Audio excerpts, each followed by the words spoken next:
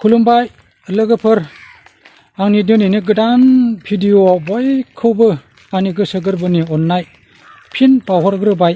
आङो दा मायाव फैदों माने बेयाव जों अन्थाइ हानाय अन्थाइखौ हानायखौ लाबोनानै आरो ड्रेसिं खालामो आरोना बेयाव बे ड्रेसिं खालामनायखौ आं नायनो फैदों। माने अखा बोथोर ना खामानिबो गैया आं ओंखायनो माने बेखौ गासै रायजो राजाफोरनो आं माने शेयार खालामना होनि। माने गोबाङानो नुफेराखैना ओंखायनो आं बेखौ नायथों होननानै आङो दा बे खामानि मावनाय जायगायाव फैदों।